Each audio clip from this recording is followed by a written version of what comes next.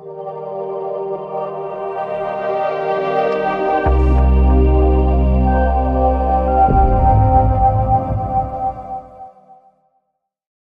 everyone, and welcome to this evening's session. Tonight we will be discussing the 1999 Cherokee Constitutional Convention with special guest Mr. Jay Hanna and our host Dr. Julia Coates. I'm your moderator, Kimberly Gilliland. We would like to thank all of the Cherokee P.I.N.S project volunteers that have graciously agreed to participate this evening and Star University's Department of Tribal Governance and Administration.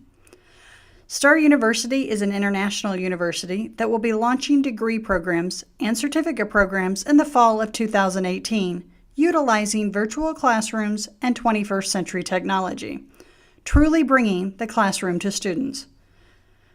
This fall, Star will partner with the Cherokee P.I.N.S project to offer a certificate in Cherokee Government and Society, as well as Cherokee Language certificate programs.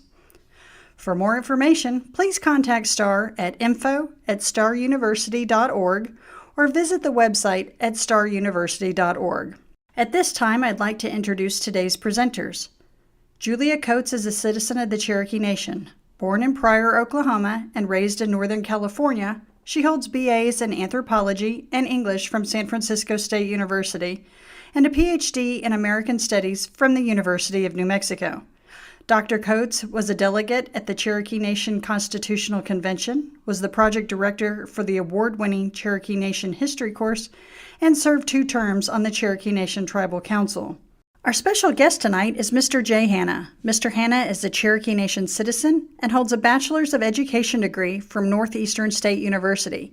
He attended the Harvard University Kennedy School of Government, focusing on Native American government reform, and has a Master's in Communication and Management from Oklahoma State University. He was the chairman of the board for the Cherokee Nation businesses from 2007 to 2012, and is currently the executive vice president for financial services for Bank First. Mr. Jay Hanna was the chairman of the 1999 Constitutional Convention. His experience and historical context is so extensive surrounding the Constitutional Convention, I will now hand over the floor to him. Welcome, Jay. A pleasure to join you all this evening. My grandparents would be upset with me if I did not say Oseo Nagada. It was good to see you all. Didagongi, Adair County. I am from Adair County. Descended from the Stars, the Adairs, the Stills, the Binge family of the Cherokee Nation. And it's my pleasure tonight to speak with you in a very broad perspective on the 1999 Constitution.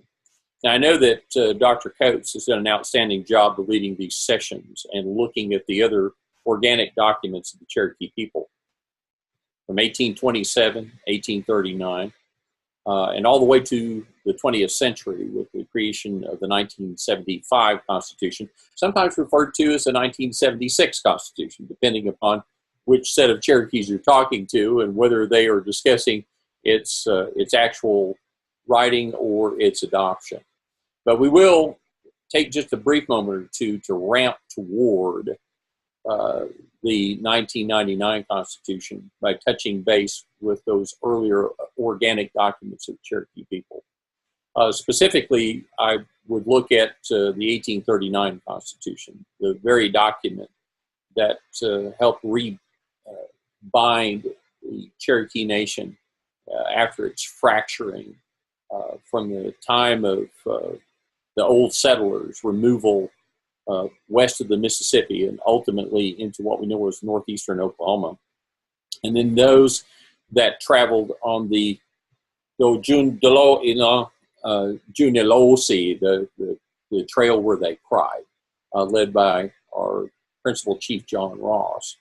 It was there in September of 1839 that the rejoining of these fractured elements of the Cherokee Nation put a very firm foundation stone in the creation of that constitutional document, and it bore us well on through the American Civil War, through Reconstruction, and during the diminishment of the Cherokee Nation through allotment and ultimately during that period of time where the Cherokee Nation sort of slipped into a Brigadoon moment, where our government was not eradicated, but it may have been diminished, and it slept for a while.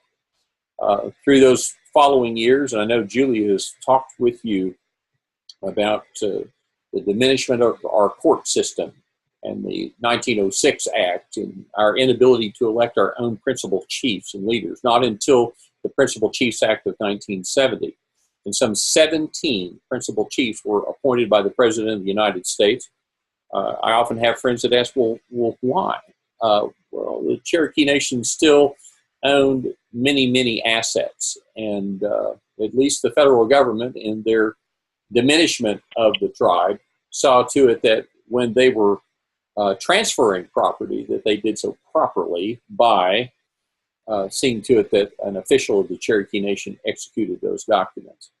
We're very proud in our family that one of my great-uncles, W.W. Hastings, who was appointed principal chief by President Roosevelt for one day in around 1936, his entire responsibility under that appointment was to transfer the piece of property that would be removed from Cherokee Nation ownership to the United States government to create the site for the Indian Hospital, a hospital that still bears his name today.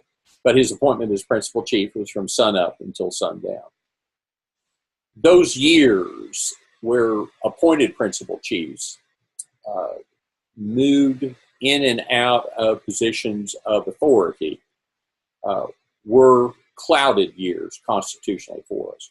I mentioned earlier to Dr. Coates that I have a copy of the Constitution of Duly Enrolled Cherokees by Blood in Oklahoma in Tahlequah in 1948. These are transcripts taken by my great-great-aunt L.D. Starr, who was on the executive committee of this convention. It lasted for about 3 days. It was in Tahlequah. It was on the campus of Northeastern State.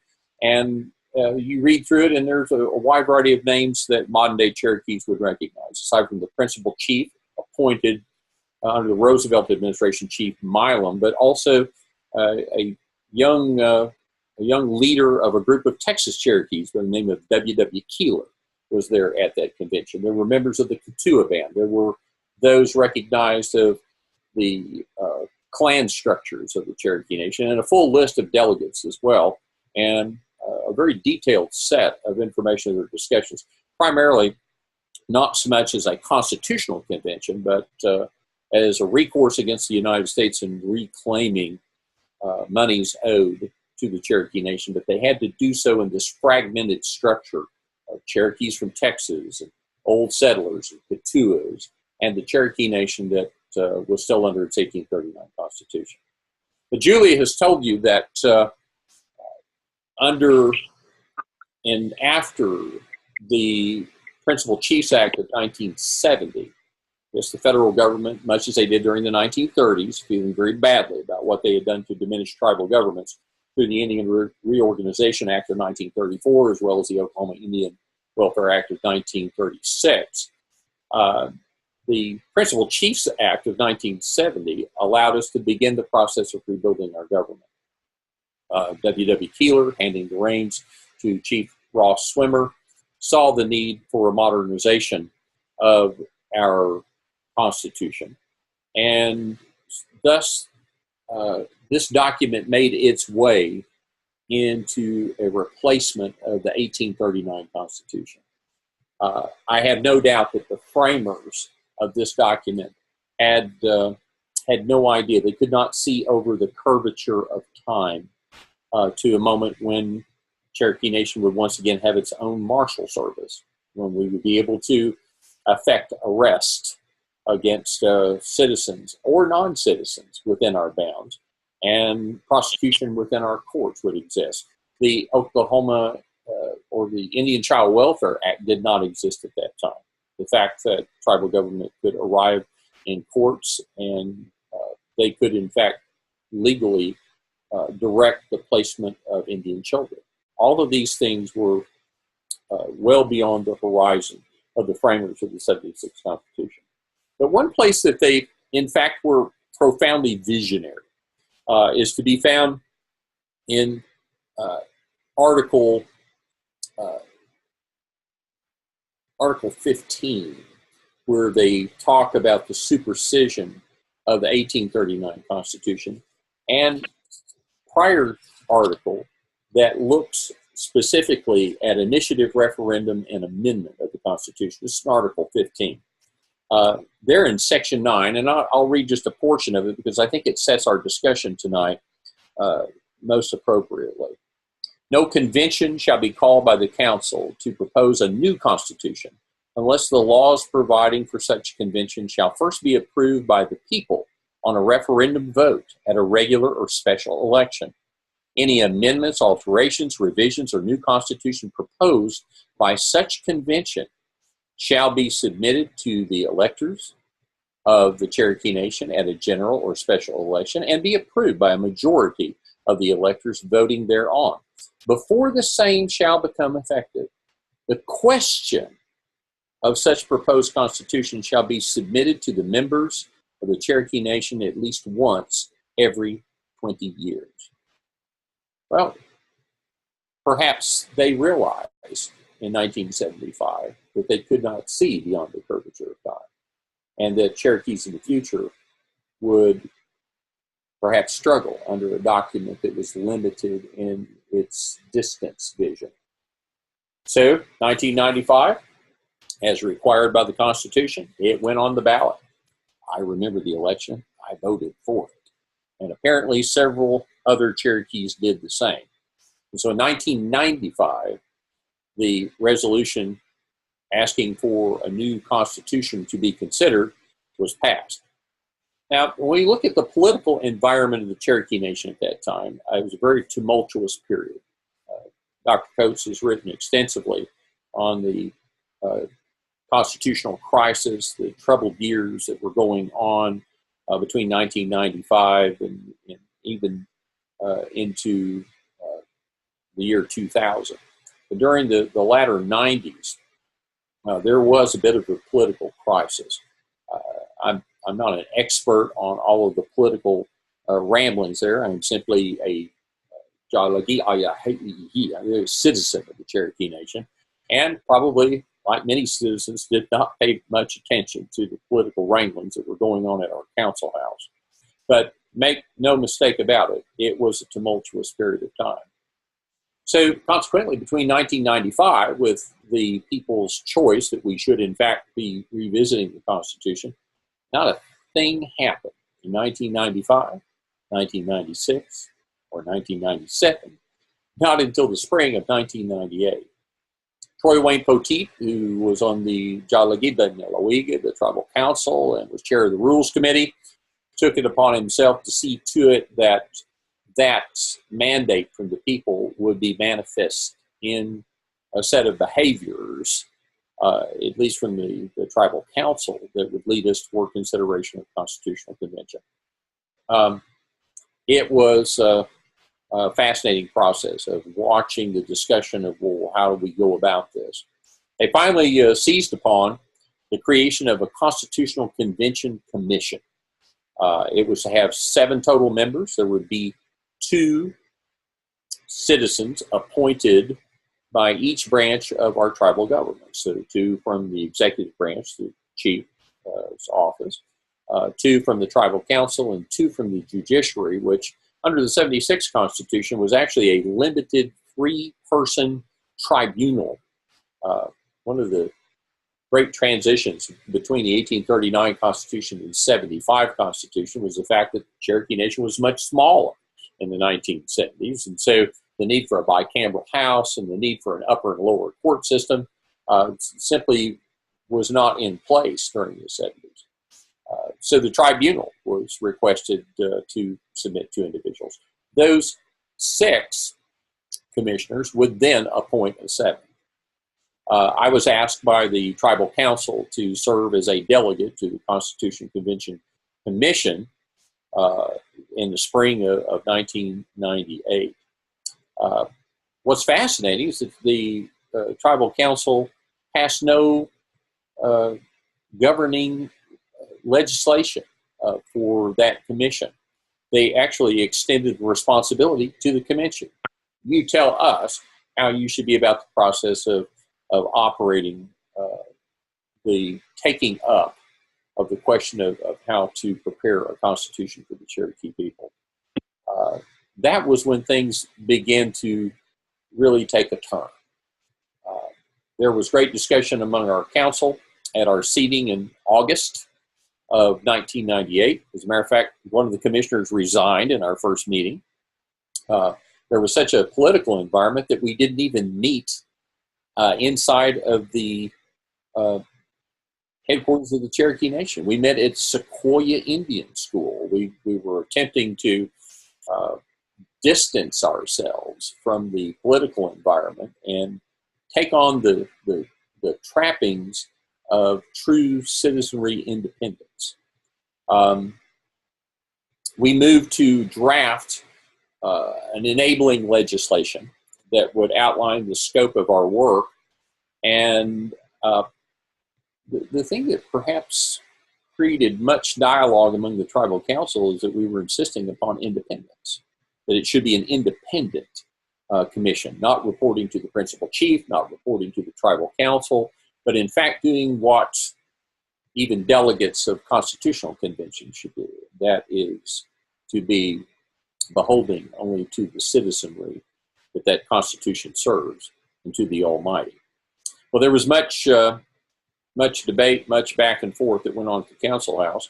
We did propose the fact that there would be a sunset clause in our enabling legislation.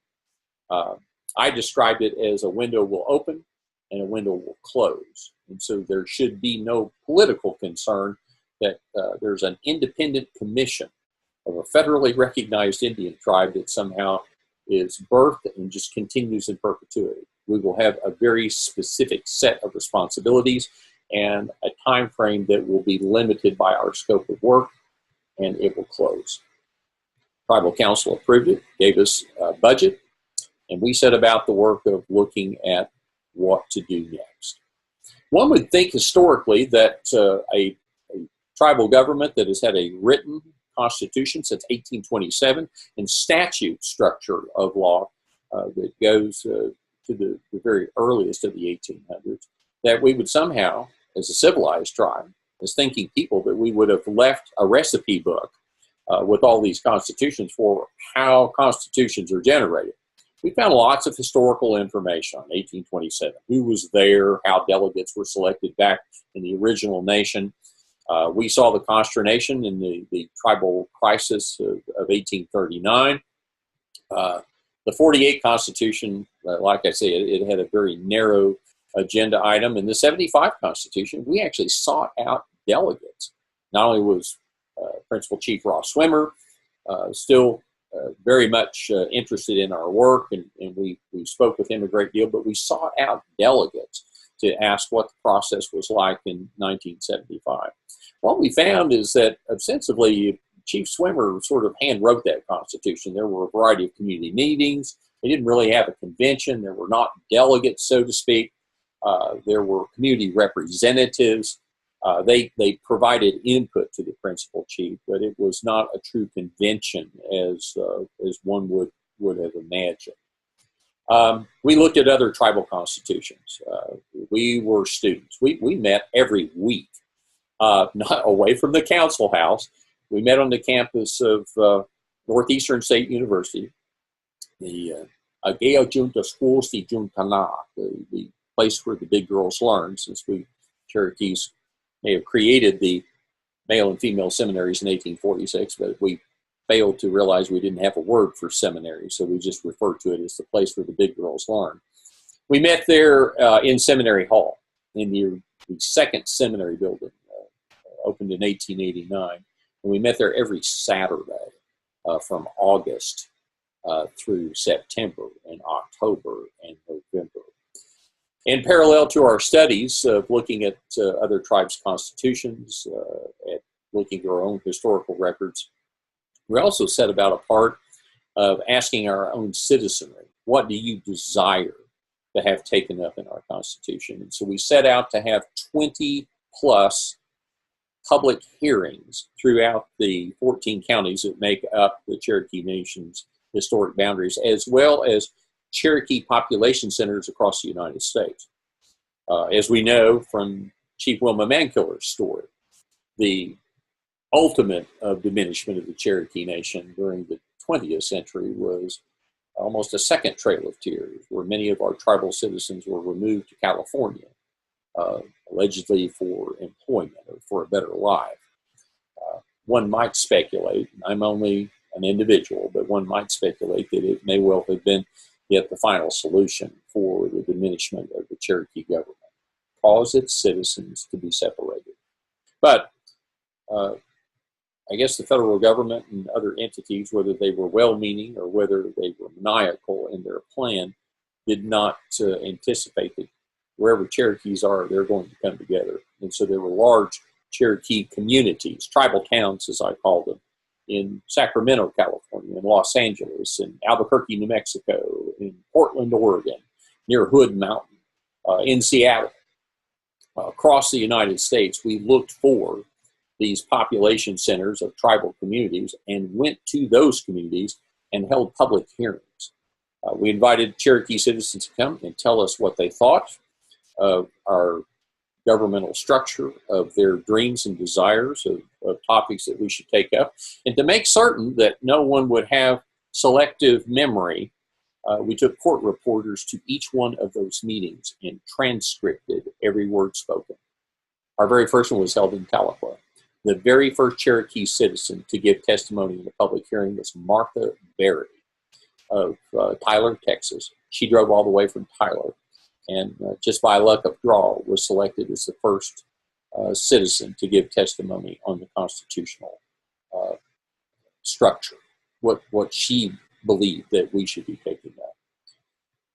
By December of 1998, we had a wealth of information. And it was not from scholars. It was not from looking at historical constitutional efforts. It was not from our tribal government. It was from citizens of the Cherokee Nation. Many who had been following the constitutional crisis, many who were just forward thinkers, many who were looking at the Cherokee Nation of 1975 and 1998, and perhaps looking over the curvature of time to 2018 or 2020. We actually had enough information collected that we began to put trending documents together for topics, and it was amazing. Cherokees in Houston, Texas were thinking about the same things that Cherokees in Los Angeles were thinking about. Cherokees in Los Angeles were thinking about what Cherokees in Kansas were thinking about. So these 21 public hearings, with all this information, it became painfully obvious to the commission that our role would be much more expansive than we had planned.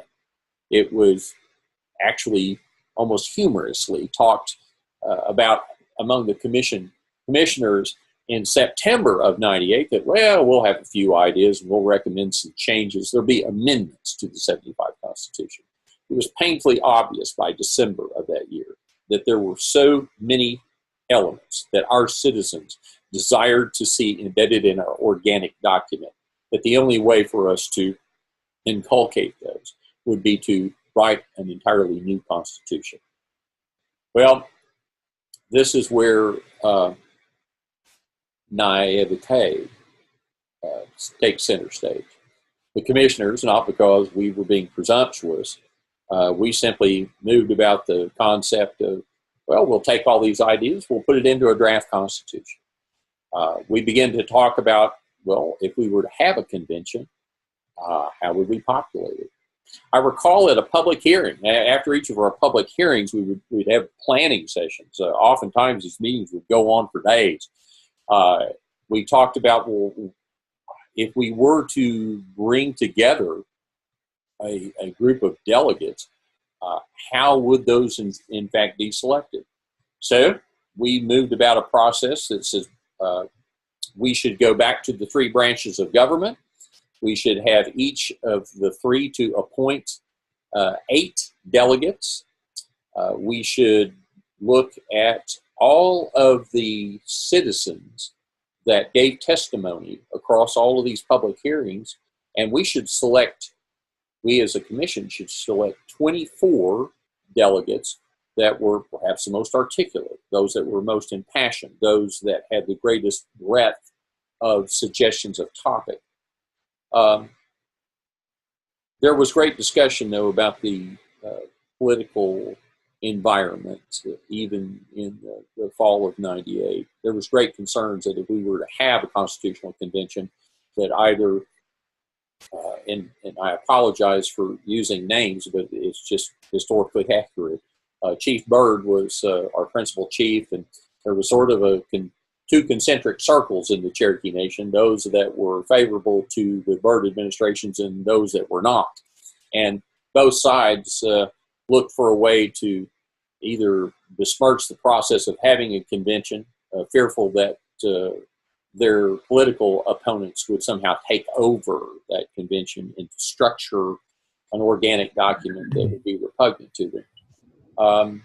And while there would be few things written on my headstone, I think it may be the fact that I advanced the idea that 24 of the delegates would be selected at lot. I joked in prior critique, I said, after all, we're in the tribal gaming business, so if we're willing to trust our financial future to bingo, maybe we should just pull out delegates from a hat. So we widely published the fact that any Cherokee citizen that had an interest in participating in the Constitutional Convention and was willing to do so, they could mail in their name. And all those were put in a large box, and this very hand rolled up its sleeve in front of the press. We were always very open about all of our discussions, and we invited the press to come in and watch, and we pulled out 24 pieces of paper that had the names of Cherokee citizens. And so with 24, 24, 24, and 7 commissioners serving as well, we had 79 delegates. And we felt that they were evenly selected, representatives of the 3 branches of government, representatives of Cherokee citizens that were interested in seeing the nation move forward, Cherokee citizens that were drawn randomly at lot, proving that there would be not a majority from either of these concentric circles of political opposition that would somehow take over the convention. Naivete continued. While that may have been just a almost Forrest Gump level stroke of logic, we had to prepare for a convention, and selecting a time, a place, assembling all these delegates to travel, preparing stipends for housing, how would we feed them? And we were so naive as a commission that we thought we could do it just as they did it in 1948. We could do this in 3 days. The commissioners were, we put out an official call, and the delegates came to Tahlequah. We did not meet at the tribal complex, once again wanting to keep insulation between this very sacred process of writing our Constitution and the political mayhem that was oftentimes going on in our council house. So we met on the campus of Northeastern State University, the original Cherokee Female Seminary there in Tahlequah. The evening before that the convention was gavelled in, we invited 3 constitutional scholars, the chair of the law school from Arizona State University. There was a representative from the University of Kansas. We had a Harvard representative who came and talked with us about the importance of self-determination of Indian peoples and the uniqueness. I think it swept over the entire delegation, the uniqueness of what we were about to initiate. Apparently, the concept of a Indian tribe holding a constitutional convention was not found in evidence anywhere else in the United States. Most of the tribal governments here in Oklahoma, some 39 federally recognized Indian tribes, fall into about 3 basic categories. There are tribes that have reorganized their governments under the Indian Reorganization Act or under the Oklahoma Indian Welfare Act 1936, or as the Cherokees always have been, an inherent sovereignty tribe. That's always been worrisome, and keep that in mind as we go through this discussion, because the Bureau of Indian Affairs particularly had always found great concern over the fact that the Cherokee Nation was not organized under those federal framings for governmental structure created in the 1930s. So having a great discussion the evening before and somewhat settling into our mind that we were about to launch on something that was historic, the commission went to bed that evening thinking all isn't ready. We've been able to assemble all of our delegates. No fistfights have broken out. No gunfire has occurred. We're all here in a good place. We're feeling good about one another. And yes, the delegation was fascinating to look at. All colors, shapes, and sizes of Cherokees. There were full bloods. There were mixed bloods. There were thin bloods. There were people from the current administration camp. There were people that were opposing the administration. There were Cherokee citizens that were simply impassioned about their tribe's history, its heritage, and they were passionate about building an organic document that would serve not just the Cherokees of that day, but the Cherokees of the future. When is this happening? It's February of 1999. The next morning, on February the 26th of 1999, Constitutional Convention was seated and members of the Cherokee Judicial Tribunal swore in the delegates. And this is where the Tribal Constitutional Convention Commission commissioners had once again just not thought about it deeply enough. Remember, we had taken all these great ideas and put it into proposed documentation, proposed constitution. We had decided that we would serve as sort of the officers of the Constitutional Convention. Dr. Charlie Gord, who was appointed by the executive branch from the Byrd administration, had been named as chairman of the Constitutional Convention Commission, and he had planned to be the chairman of the convention. Once he gavelled the convention in to order, all of the plans of the commission flew out the window. A delegate very quickly stood and made a motion to nominate and to elect a chairman of the convention. It was an uneasy moment, but it was painfully obvious to me that the convention now belonged to the delegates who were there to serve the citizens of the Cherokee Nation. I was a bit shocked that I was nominated. So was Dr. Gord. We were asked to come to the front of the room and to explain our credentials.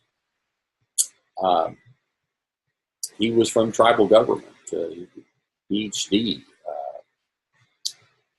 I'm a citizen of the Cherokee Nation from Mayberry County. Funniest thing that happened there that evening, I spoke of my family and my grandmother Gataya, Cherry Star, bringing us as members of the long-haired clan. As soon as I mentioned her name, there was a delegate that I heard and spoke loud enough on the front row. She leaned forward and she said, "He's Treaty Party." I kept thinking, my gosh, that's from the Boudinot assassinations of 1839 all the way through the 1840s. Surely we've gotten over that by now. I was elected chairman of the Constitutional Convention, and the gavel was placed in my hand. Now, there were a few things that the convention commission had distanced vision that actually worked in our behalf. Number one, we had advanced the thought that we would need rules of order. We selected Robert's Rules of Order. We also knew that, as I'm certain many of you in this class tonight, you have a working knowledge of Robert's Rules of Order, but we knew that a convention would require absolute fastidiousness with regard to procedure, because without procedure, this entire convention could devolve into a morass of disaster.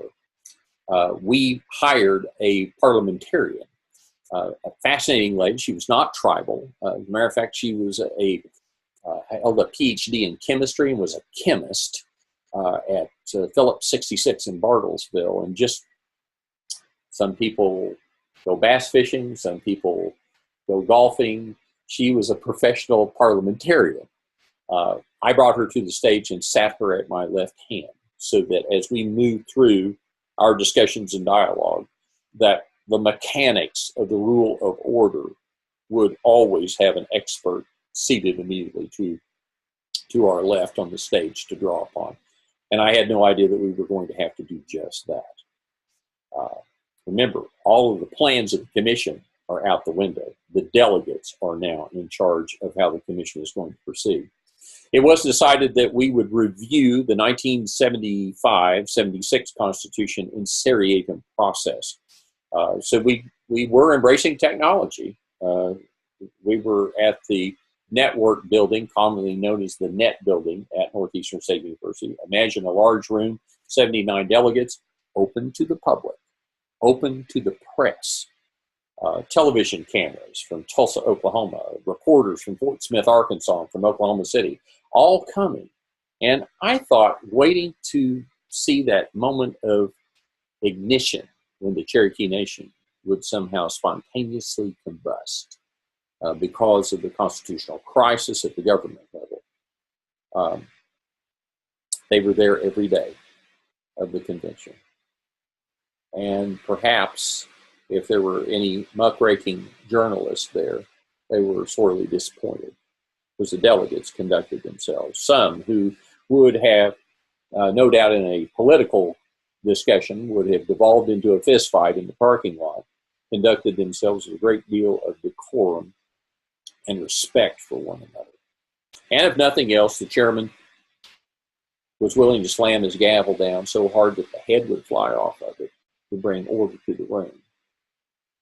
Cherokee people cannot be creating their organic document in front of the world and acting as an uncivilized people.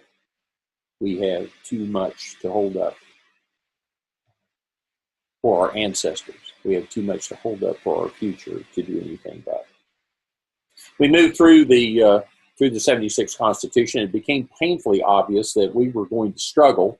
We also had a wide variety of technology base. We had every treaty going back to the Treaty of Holston.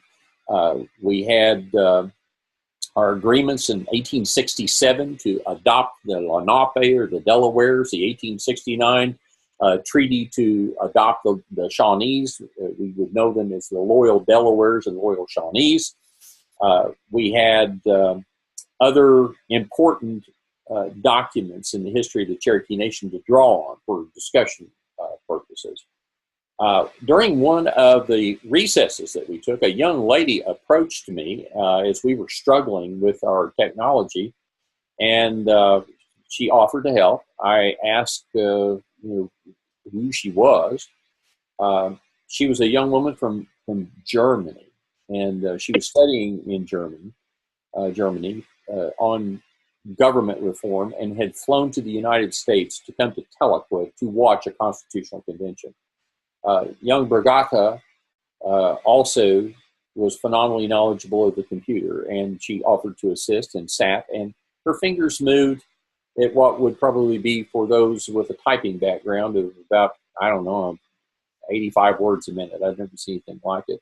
We very quickly moved her into the position of being the scribe for the Constitution. Yes, we embraced the international assets of bringing a German to the Cherokee Nation to help us with our technology. So now we're armed for the remainder of the day, so being able to move and seriatim process through each one of the articles, each one of the sections, and we move into a rhythm of debate and dialogue about those elements. We embraced through our rules of order that proposals that were made went on the screen. The language was then open for discussion. The chair would call for 2 speakers for, 2 against, limitation of 4 minutes. Time was kept. Debates would occur, oftentimes sticky issues. Recesses would be called, and caucuses would begin to evolve inside of the delegates. Someone from Los Angeles would resonate with a delegate from St. Louis, Missouri. They didn't know one another. They had not seen one another prior to this event, but because they had similar views and they saw the angle of the dialogue, that they came together to say, let's help to persuade these people that our position is best. The things that were discussed very quickly passed the 3-day limitation that the commission had envisioned. We started each day at 8:30 in the morning, and oftentimes would stay until the supper hour, and we would return to work, sometimes until 10 o'clock at night. It was exhausting. It was impassioned. There was a great deal of give and take and a great deal of debate that took place during those days that numbered 9 in the convention. When you look at the totality of what was being discussed, and I would be willing, Dr. Coates, to make available a copy of an article that I was fortunate to have published in the Arizona State University Law Journal. If you'd like to look at it online and search for it, it's volume 35, number 1, spring of 2003 in Arizona State University Law Journal, that talks about the Constitution.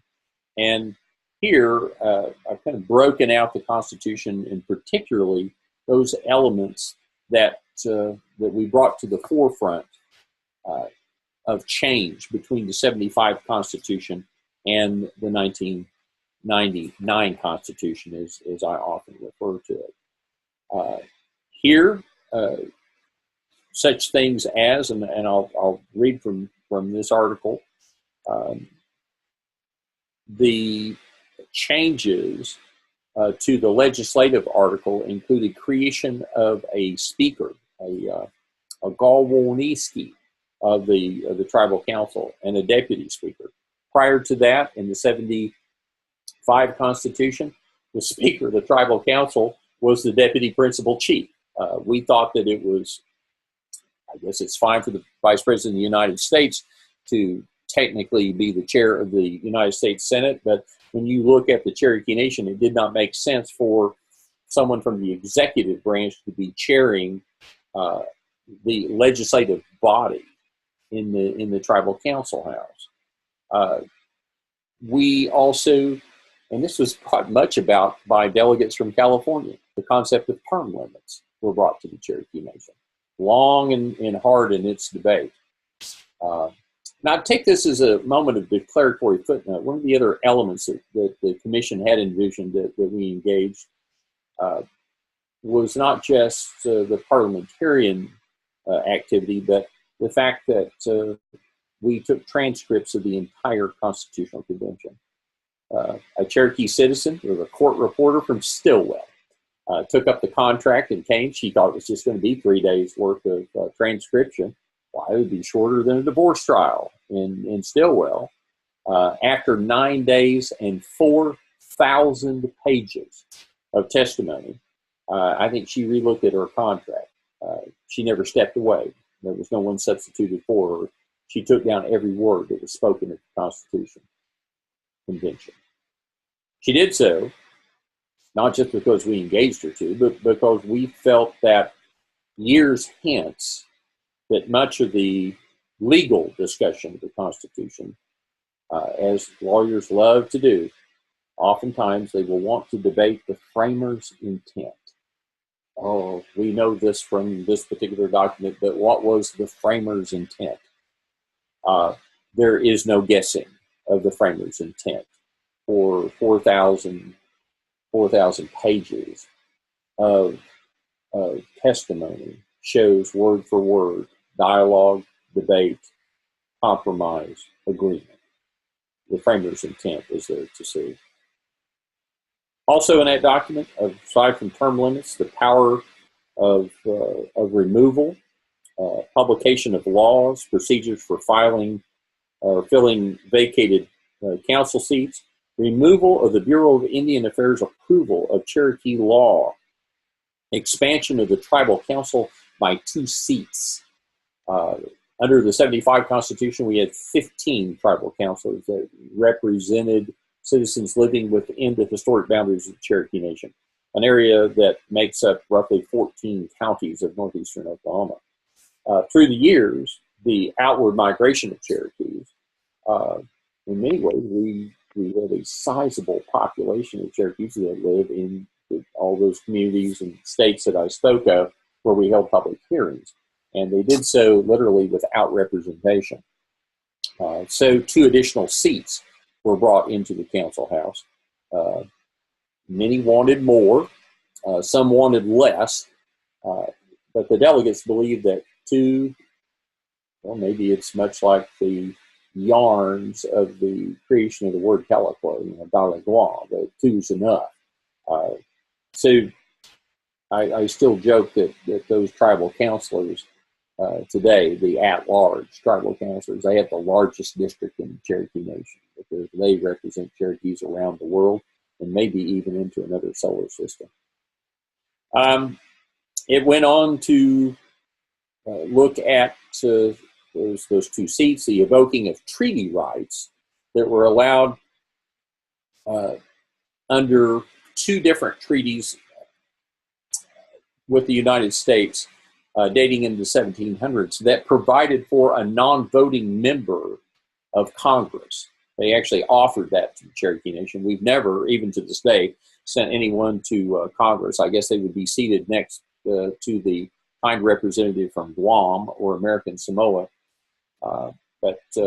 And we later researched to see if these were treaty tokens that were handed out to tribes between a very young United States and tribes, and we found none. We believe that we are the only native government to actually have been granted non-voting delegates to U.S. Congress.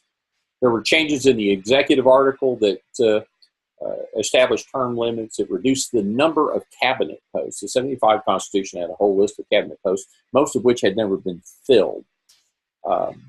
There was, most importantly, what I'll term an uneducated term, the constitutionalizing of 2 particular posts in the Cherokee Nation. The marshal, the tribal marshal, and the attorney general. When we go back in time to look at the constitutional crisis, some of the high drama that occurred was the tribunal giving instructions to the marshal service to serve warrants of seizure of documents in the principal chief's office. And of course, under the 75 Constitution, the marshal is responding and is hired and is directed and is dismissed by the executive branch. So let's see, you can't serve that warrant on me. I will simply fire you. These political wranglings were still very much in evidence among the thinking of these delegates. And so perhaps like the delegates of the Oklahoma Constitution in 1906, one of the longest constitutions in the history of the United States, we jokingly say here in Oklahoma that much legislation was embedded in the Oklahoma Constitution. They even embedded the flashpoint of kerosene. Apparently there were unwanted fires that occurred a great deal in 1906 when the Oklahoma Constitution was being written. But the Cherokee delegates wanted to see to it that the marshal, the high marshal of the Cherokee Nation, would be a constitutional post that could not be dismissed simply by principal chief, tribal council, or the court. Yes, there is a process for removal, but not simply to say you're fired. Same thing's true about the attorney general of the Cherokee Nation as well. Those were 2 changes that were advanced in the Constitution that I would tell you were born directly out of the constitutional crisis of the mid-1990s. There was a total restructuring of the judicial article, which reestablished an upper and lower court. If you read through the 75 Constitution, there was this 3-person tribunal that technically was a court of origination and a court of appeal, which what little bit of law training I will tell you is that that's just illogical.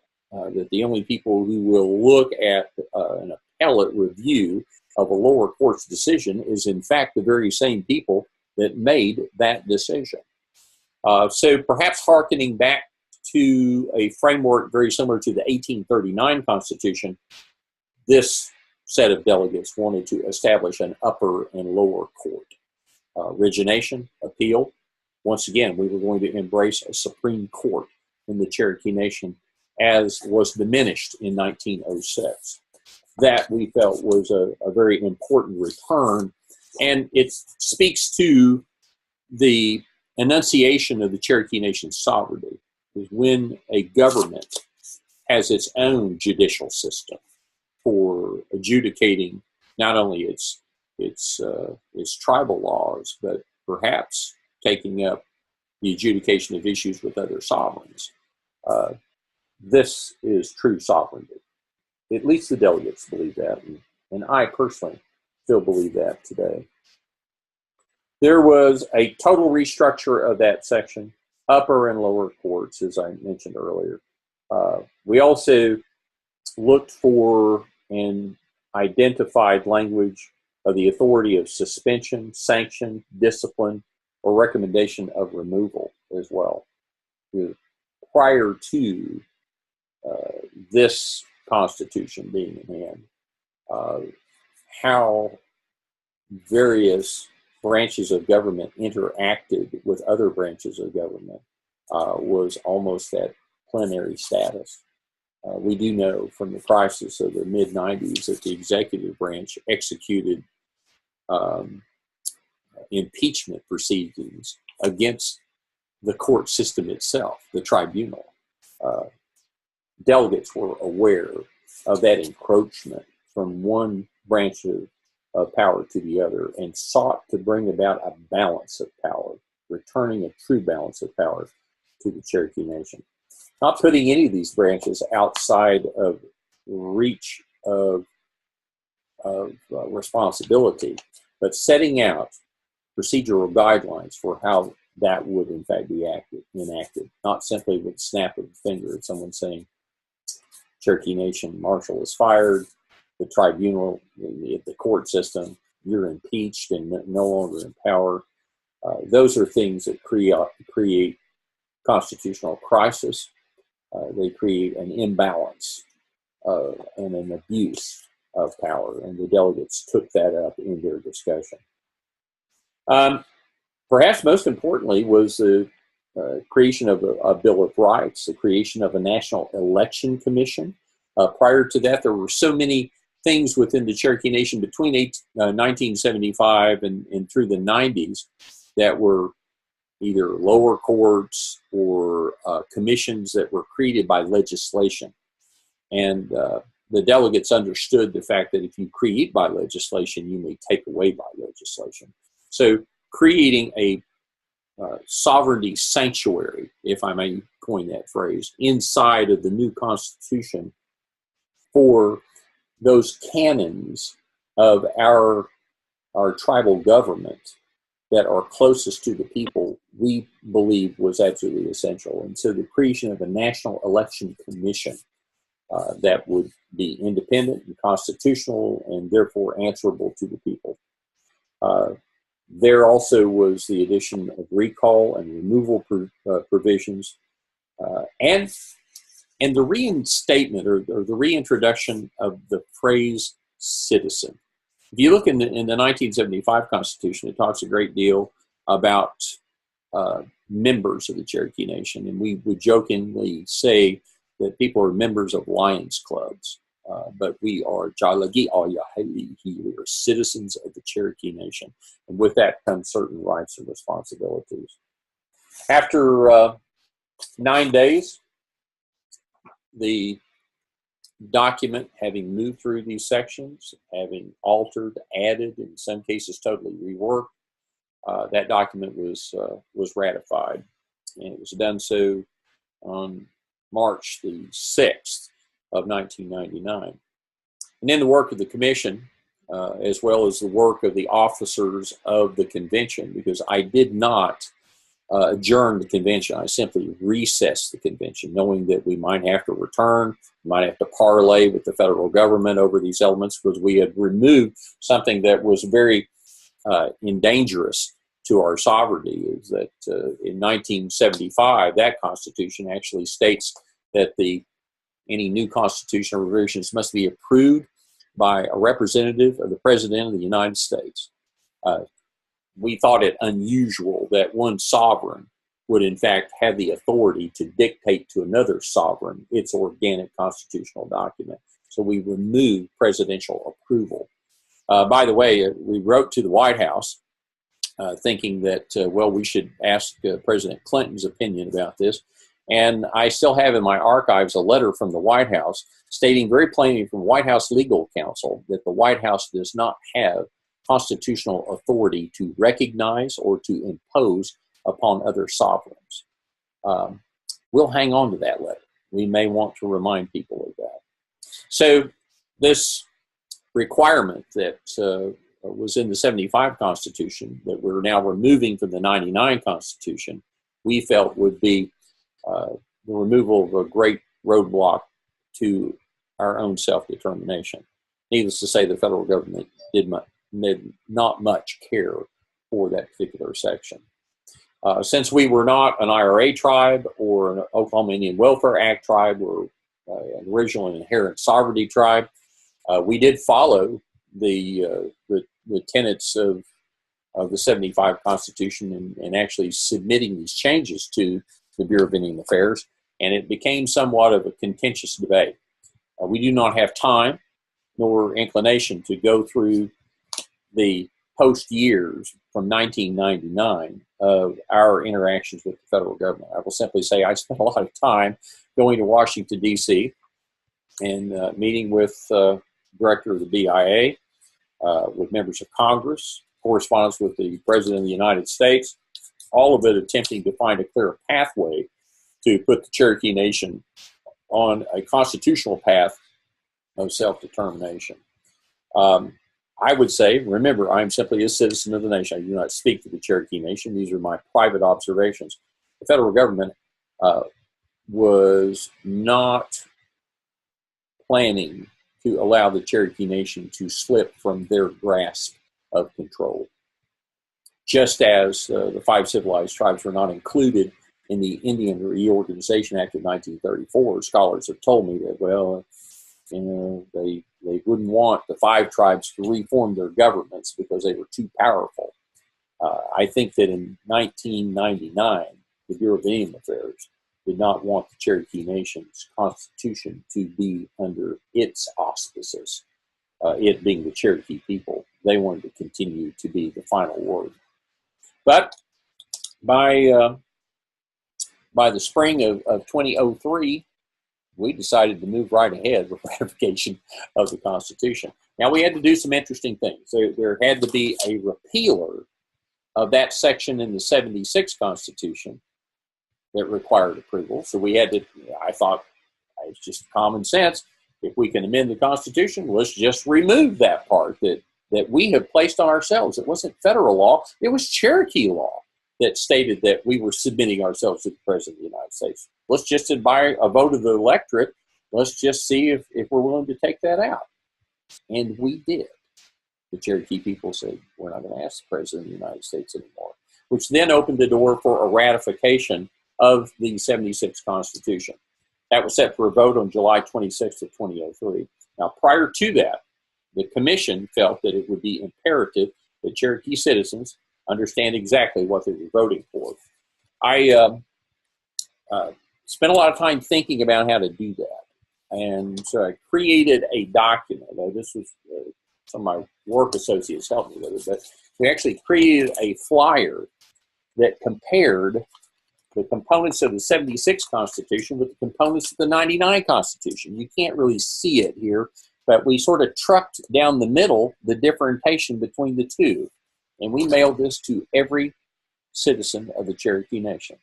And then we held another 21 public hearings in Houston, and in Kansas, and in New Mexico, and in California, in Oregon, and across the Cherokee Nation to go and talk about this Constitution and what it means and what it says and what we have as a potential opportunity, because there were no guarantees that this would in fact be ratified. There's a great deal of intrigue that went on legally at this time. Individuals attempted to stop this ratification. They wanted to challenge how it was being voted on. The previous Constitution had talked about that any changes to the Constitution must be presented in single items, much as legislation in the Oklahoma House. We had to defend ourselves in court as a commission that, no, we are following a guideline and we are submitting the entirety. We cannot allow the ballot to say, well, you can vote on Article 1 and pass it, but Article 15 could be struck down. It was an all or nothing vote because the articles written in the Constitution were interlocking. This was not mix and match. This was not going to be Legos. You couldn't snap these pieces together. It had to be one framed document. This Constitution was ratified by the Cherokee voters in July of 2003 by a resounding vote. Now, one would think our work here is done. This is now the law of the land.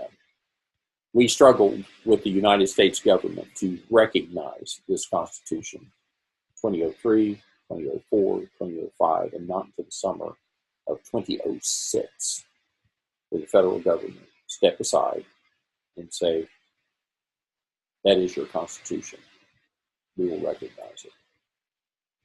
Now, I would tell you in post years, even modern day elected officials have questioned the authenticity of this Constitution. Is this the real Constitution of the Cherokee people? Or is it the 75 Constitution? Or was the 1839 Constitution repealed? There are some Cherokee citizens that want to carry on dialogues of, this entire process, this chain of control, this chain of authority of constitutions are incorrect.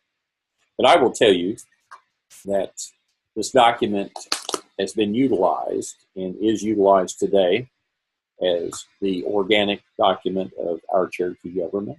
I would tell you that court cases have been argued in lower courts and upper courts of the Cherokee Nation, and I would tell you that dialogue and the testimony of the 4,000 pages of the Constitutional Convention, which not only are in writing, but being modern day Cherokees, I digitized it, so it's on a CD. You can look it up if you want to. And I've placed this throughout many libraries across the country and here in the state of Oklahoma.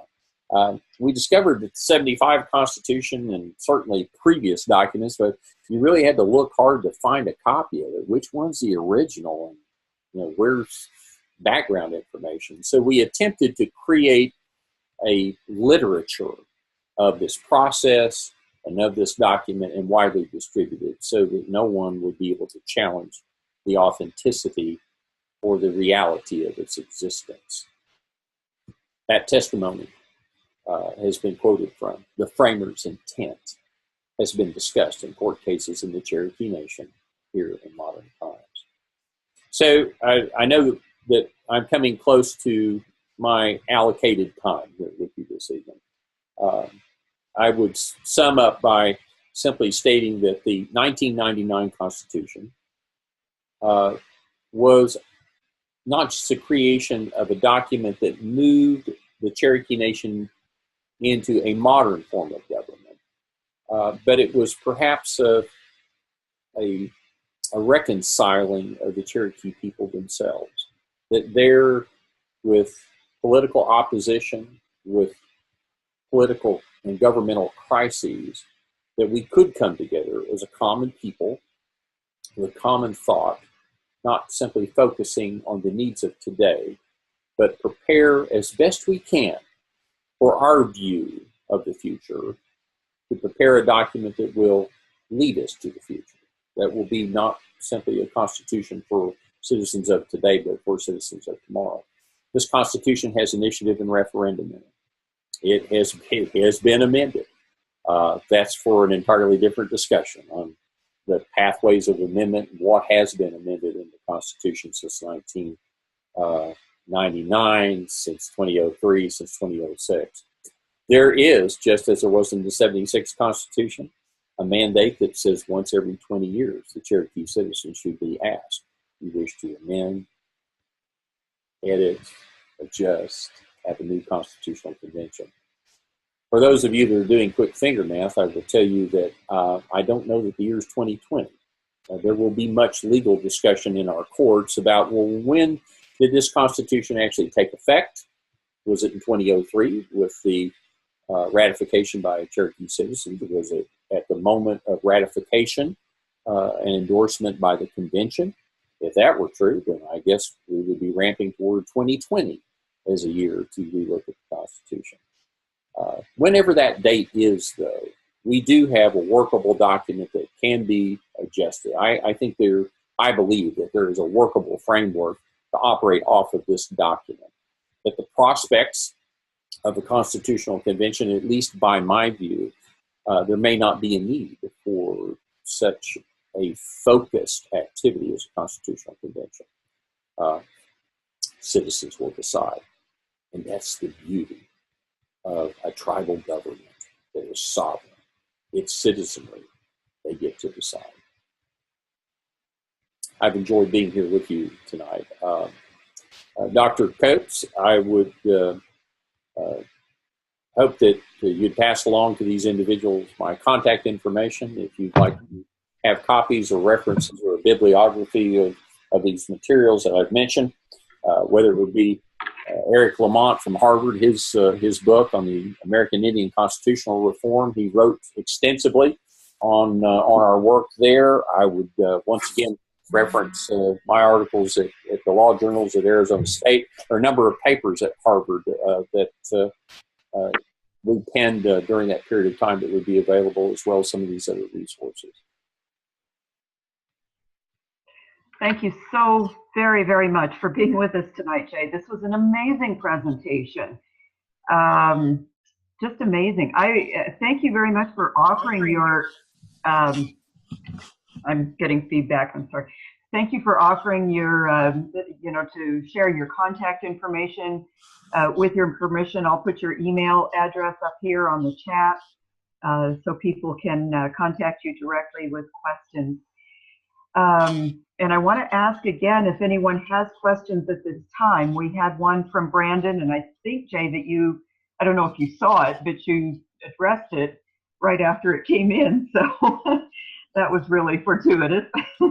Maybe I did see it and thought I would just go ahead and answer that question. So if anyone else has questions, go ahead and, okay, here's one that's coming in. Do you have a comment on the recent AG's opinion of term limits?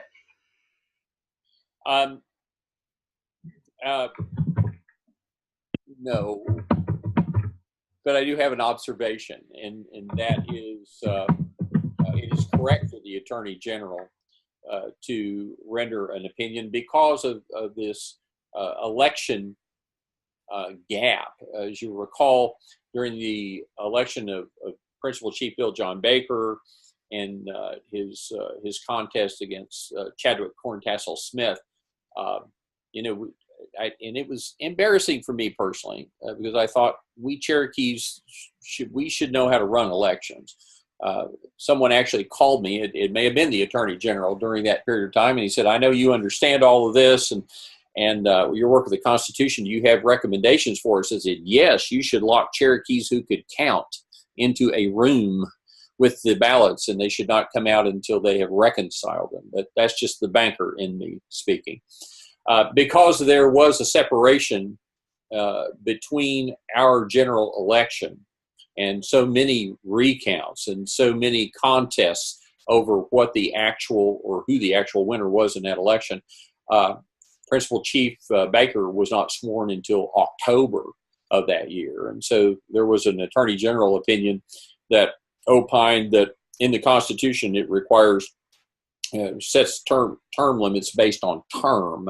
And since the term is set out in the Constitution as beginning with their swearing in August, and since the principal chief was not able to be sworn at that time. He was not able to complete his full term, and so therefore should be eligible for a third term, because as you know, or if you would read our Constitution, we allow you to serve 2 terms, and then you must in fact sit out. You could run for another office if you wish, but the Attorney General has opined that since a term was not complete constitutionally, that therefore he would be allowed to have yet another full and complete term. I've been told that there has been a challenge to that, and that there's great possibility that there will be litigation in our courts. And that's the part that I would opine on, is the fact that the Attorney General is in the right position to issue an opinion in his interpretation of the Constitution, and Cherokee citizens or other governmental entity or individuals have a right to pursue a challenge to those interpretations in our courts. And because of the Constitution, we have courts for those questions to be taken up. That's the beauty that goes on here. I think there's, we could also probably anticipate that somebody or other is not going to like the decision that comes out of the court. And so this may be a question that might come up at a future constitutional convention to try and clarify exactly this. Either at a constitutional convention, or let us remind people that we have the ability for referendum and initiative in our Constitution today, just as we did in the '76 Constitution. So let's just play forward for a moment, and let's say that here's an Attorney General's opinion. Let's say that it's challenged in the courts. Individuals do not like the court's decision. The mathematical formulas are there for how initiative and referendum is to be initiated. It can be called by the citizenry. It can be called by the tribal council. So therefore, this Constitution could be amended to clarify that potential gap of understanding. We have another question here that says, what are some of the items you wish were in the document that did not make it through the debate? Oh, I would tell you that as chairman of a constitutional convention is much like being an air traffic controller in a combat zone. There's a lot of things moving around, and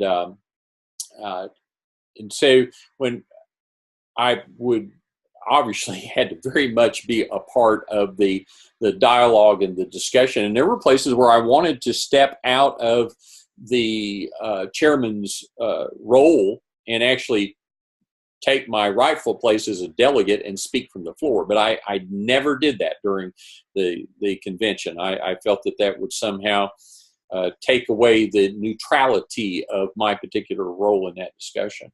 Things that I would look at today, we had we did what I thought was best at the time, but there's some convolution in this districting concept.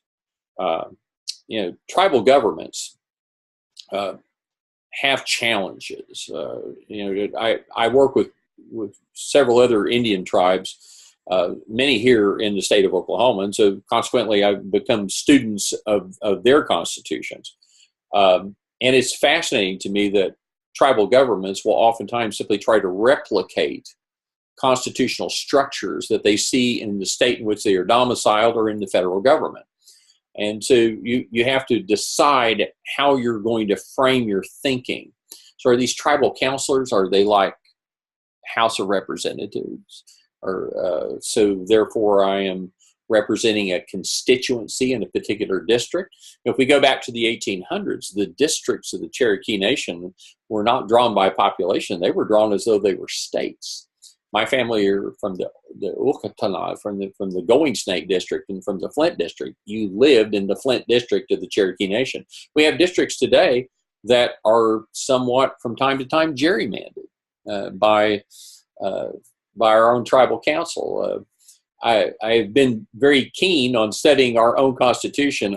I live in Norman, Oklahoma. My registration as a tribal citizen is in my native Adair County, which means I won't be able to run for office back there because I don't live there, and I can't run for office back there because I live here. So I once again sort of assured my neutrality. But I have been fascinated to watch my district kind of move around since 1999. And today it takes a unique boundary that kind of runs up Adair County and comes almost up to where my family's Indian allotment farm is north of Chewy, there on Mosley's Prairie, and kind of makes a jump over and then starts going back down again. It almost looks like a ward district in Chicago during the 1920s. So I guess my statement would be that it could not have been conceived then, but going forward, and I understand that representation and population are critical, but there needs to be Cherokees thinking about representation at the Jalagi de Nalawi, at the council house, for our population. And we cannot, and this is a critical issue, especially for expatriated Cherokees. There are many of us that live outside of the boundaries of the Cherokee Nation. And I was actually told at one point that they felt that they were a better Cherokee than I was because I did not live back in my ancestral home. They were wrong in that thinking. Cherokees, if they study their heritage, their government, they speak their language, and they keep their tribalness, they are just as Cherokee as Cherokee living in Dahlonega. I would press any Cherokee in Chewy to go to Sacramento, California, and tell them that somehow you are not as Cherokee as we are. That will have to be addressed in the future, most assuredly. Again, we have another question about how many amendments have been adopted, and I think this is probably amendments to the 1999 document that we've been operating under for about 12 years now. Yeah, and Dr. Coates, you're really in a better position to speak to that issue because I know you were serving on the tribal council when these amendments came into play. So I believe there's been two. Has there not been? I can only think of one. What are the ones you're thinking of? Let's focus on the one that, in fact, has carried the most weight, and that would be the freedmen. One of the elements in the Constitution that was heavily debated was on, well, who are these citizens? And if you look at the language of the 99 Constitution, it is relatively unchanged from the 75 Constitution. And I'll just paraphrase instead of going back to actually read through Article 3 in the 75 Constitution, but we talked about must be citizens as proven by reference to the Dawes Commission rolls. We were also inclusive, as you recall, I mentioned early in 1867, the Lenape, the Delawares, and in 1869, June, I believe, of that year, that by treaty we adopted those particular segments of those tribes as loyal citizens of our nation.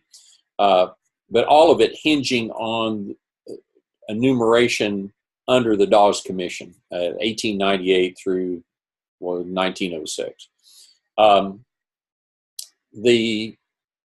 You must be an original enrollee, of course, just by pure time. And the last original enrollee in my family passed away in 2006 at age 99 and a half. And so original enrollees are few and far between, or that you trace your citizenship to a lineal descendant of someone on those rolls.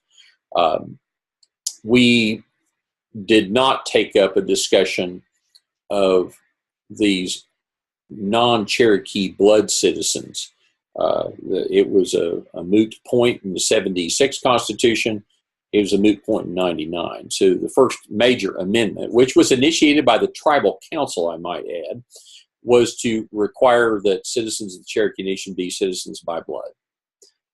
That, of course, was the point of ignition for legal action by sectors of our freedmen citizenship. And of course, we had many freedmen that have Cherokee blood, but predominantly it was a concept that, well, freedmen were enumerated separately, but they were enumerated under the Dawes Commission authority, and so therefore you could extrapolate that the freedmen that were included in the freedmen rolls under the Dawes Commission would in fact have an avenue of direct citizenship to the Cherokee Nation. Although their CDIBs under the Department of Interior would show no blood quantum whatsoever, but they would still have full rights as Cherokee citizens. And so that has been contentiously debated and litigated, and only recently has the federal courts announced that yes, they are in fact citizens of the Cherokee Nation. All this harkening back to an article of the Treaty of 1866, and you look at all of these documents, whether they be treaties or constitutions, we are all prisoners of our time. And since the Cherokee Nation took up arms against the United States, as well as supplied arms to the United States, and I speak of arms as in troops, not weaponry, during the American Civil War, the United States decided that they would punitively attack the Cherokee Nation by looking as though it had, in its totality, taken arms against the United States. So therefore, the punitive incursions into the Cherokee Nation that are brought out in the Articles of the Treaty of 1866 included required right-of-ways for railroads across Indian country, the harbinger beginning process of creating the settlement by land in severalty, evaporating the corporate holdings of land by the Cherokee Nation and moving it to individual allotments. I think that it's well documented by historians and legal scholars that the diminishment of tribal lands held in corporate, moving to an allotment process was yet another strategy of the federal government attempting to diminish the tribal power of the Cherokee Nation. Once again, they underestimated our ability to remain. So all of those items leading toward a very contentious debate, and I think even though the federal courts have opined, it will still rage on for a while about, well, are these Cherokees that are without Cherokee blood true citizens of the nation? Legally and by federal court and by interpretation of the Dawes Commission, the answer is yes. How that will be addressed in future years, we'll have to wait and see. Because one could then come to the question, well, what of the Delawares? What of the Shawnees? And I have one great-grandfather who was an intermarried white. My name is Hannah. It's a good Scottish name. It's much like Adair and Ward and Thompson. But John Watson Hannah was an intermarried white among the Cherokee Nation. We need to remember our last tribal, Golwoniski, the last speaker of the tribal council, was a non-blooded Cherokee. So in many ways, we have a very historical background for simply adopting and accepting and being highly inclusive of people that come to live among us, if they will come among us to live as us. At the same time, there are arguments on the other side, because since the allotment era, this whole concept of blood quantum, which is not a Cherokee concept, it was a concept of the federal government. I think that if we could get on our Wayback Machines and talk to my great-grandmother, Julie Still of the Tikananiskis, and we were to ask her of her blood quantum, she might be able to do the mathematics to say, well, I'm a quarter Cherokee, but she would look at it and say, I'm a Cherokee citizen. No matter what color I am, no matter what blood quantum I am living as a citizen of the Cherokee Nation. So that's the primary amendment. Julie, I'm perhaps flawed in another amendment that perhaps was talked about but didn't make its way to action, and that was over, I want to say, the residency of the principal chief. There were some other discussions on districting that also came up. But we do know that the first and perhaps the most contentious amendment to the 1999 Constitution was that surrounding the concept of blooded Cherokees as citizens. Okay, well, I would like to say, Jay, that your leadership at that convention was just mind-blowingly good. And I have always thought that could have been just a real mess in the hands of someone less skilled. I appreciated, I know everyone there appreciated greatly your neutrality, your leadership, just your humor, because that's what really, I think, sort of set the tone for the civility that all of us experienced as part of that. And I said to you earlier today when we were talking, it wasn't just while we were in the meeting, it continued after we left the meeting and after we went out to dinner together and after we went home and after we, continued to talk with each other informally in the days afterwards. So it was, I just thank you so much for your leadership there and for being with us tonight as well. And if you don't mind, I will share with you, because I asked you, you may have forgotten a couple of years ago about the perhaps convention that may be coming up in 2019 or 2020 or at some point in the future. And I asked if you would be willing to facilitate that again. And you may recall that you told me you were going to be doing laundry that day. I think I'm going to be out of town that day. I don't know that I'm going to be doing laundry, but I may be rearranging my stamp collection. I may need to dethatch my yard. I may need to go home to Ada County and find a comfortable seat and watch a younger contingency of Cherokee citizens that will take their metaphorical stepladder and climb as tall upon it as they can to look over the curvature of time to the future of the Cherokee Nation. Because that one factor is the real proof of our existence, is that we have a future, that we are sculpting our future, and that our voices of today will have resonance across time. In our language, I would say, uli halaiste. It's been my great honor to be here with you this evening to speak about the Jalagi Gagustadi, the Constitution. It is our written document. It is the foundation that causes us to be a government.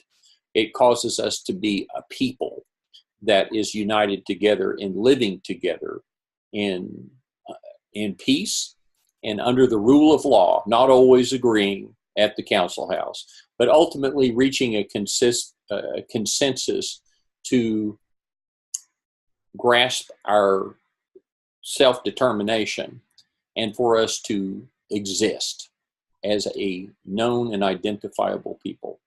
And for this, I believe that when it comes my time to walk on and to cross the river, that my Jalagi Alisis, my Cherokee grandmothers, hopefully they will not snatch me bald and say, why didn't you do more? I'm hoping that they'll say, come on in and have a seat. We've been waiting for you. Well done, Oganale. Thank you, my friend, for allowing me to be here this evening. Thank you, Jay. Perfect words to end on. I would ask everyone to stay for just a moment. We have some announcements that Kimberly will make. Well, thank you for everyone joining us tonight. Special wado to Mr. Jay Hanna and, of course, Dr. Julia Coates. Our next webinar is on April 26th, the continuing impacts of the 1999 Constitution on the Cherokee Nation. To learn more about the Cherokee P.I.N.S Project Foundation or to get involved, please contact us at www.cherokeepins.org or email us at cherokeepins@gmail.com. Donaga Gohanyi.